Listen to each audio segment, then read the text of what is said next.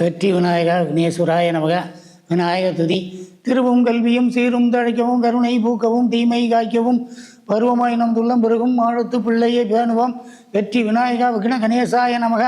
ஓம் மகா கணபதய நமக. தனம் தரும் கல்வி தரும் ஒரு நாளும் தளர்வு அறியா மனம் தரும் தெய்வ வடிவம் தரும் நெஞ்சினிலே வஞ்சம் இல்லா இனம் தரும் நெல்லன எல்லாம் தரும் அன்பர் என்பவர்க்கே கணந்தரும் பூங்குழலாளி அபிராமி கடைக்கண்களே. பாலாம்பிகை தாயே போற்றி போற்றி, விருத்தாம்பிகை தாயே போற்றி போற்றி, விருதகிரீஸ்வரநாதா போற்றி போற்றி, ஏகாம்பரநாதா போற்றி போற்றி, அங்காள பரமேஸ்வரியே திருவடி சரணம் சரணம், பிள்ளையார் பட்டியானே சரணம் சரணம். 27 நட்சத்திரம் 2026ஆம் ஆண்டு ஆங்கில புத்தாண்டுக்கு உள்ள பரிகார ஸ்தலங்களுக்கு சென்று பரிகாரங்களை செய்து கொள்வது மிகவும் சிறப்பாக அமையும். பசுபதி நட்சத்திரம் பரிகார ஆலயம் கீழ்பெரும்பள்ளத்தில் உள்ள கேது பகவானை வழிபாடு செய்யவும்.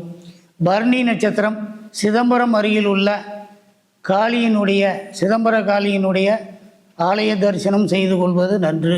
பரணி. கிருத்திகை நட்சத்திரம் சூரியனார் கோயில் சென்று பரிகாரம் செய்து கொள்வது மிகவும் நன்று. ரோகிணி நட்சத்திரம் திங்களூரில் உள்ள சந்திர பகவானை தரிசித்து பரிகாரங்கள் செய்து கொள்வது மிகவும் நன்று.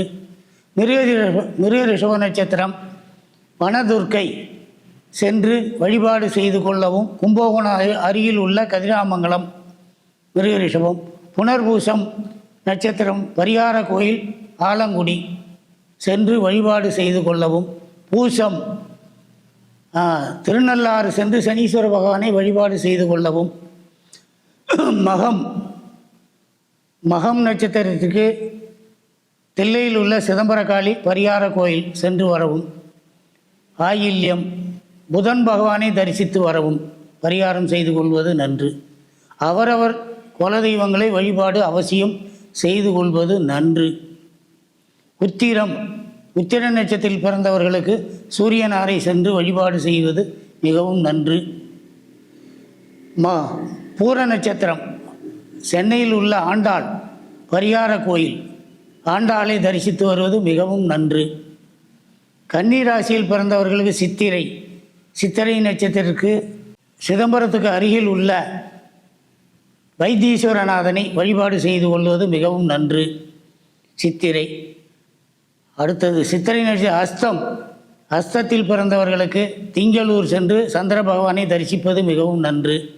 உத்திர நட்சத்திரத்தில் பிறந்தவர்களுக்கு சூரியனார் சென்று அர்ச்சனை ஆராதனை செய்து கொள்வது மிகவும் நன்று.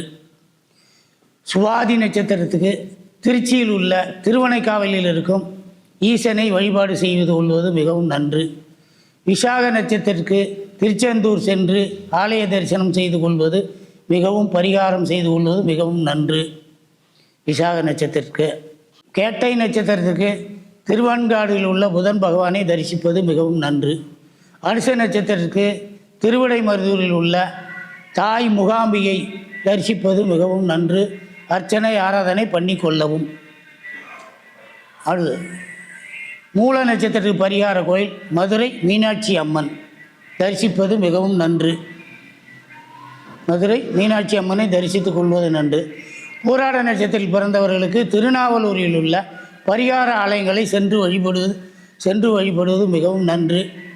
உத்திராட நட்சத்திரத்தில் பிறந்தவர்களுக்கு சூரியன் அருகில் உள்ள திருமங்கலக்குடிக்கு அருகில் உள்ள பரிகாரம் செய்து கொள்வது மிகவும் நன்று. உத்திராட நட்சத்திரம். அவிட்ட நட்சத்திரம் வைத்தியநாதன் வழிபாடு செய்து கொள்வது மிகவும் நன்று. உத்திராட நட்சத்திரத்தில் பிறந்தவர்களுக்கு. அடுத்தது சதய நட்சத்திரத்தில் பிறந்தவர்கள் திருச்செங்கோடு மலையில் உள்ள அர்த்தநாரீஸ்வரர் வழிபாடு செய்வது மிகவும் நன்று.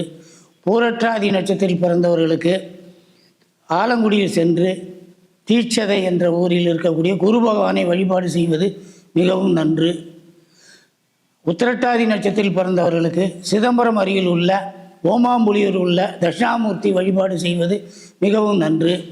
ரேவதி நட்சத்திரத்தில் பிறந்தவர்களுக்கு பரிகார கோயில் என்று சொல்வது புதன் பகவானை தரிசித்து தட்சிணாமூர்த்தியை தரிசித்து வருவது மிகவும் நன்று. அவரவருடைய நட்சத்திர பரிகாரங்களை செய்தாலும் குலதெய்வ வழிபாடு செய்வது மிகவும் நன்று, சால சிறந்தது. சுபம்.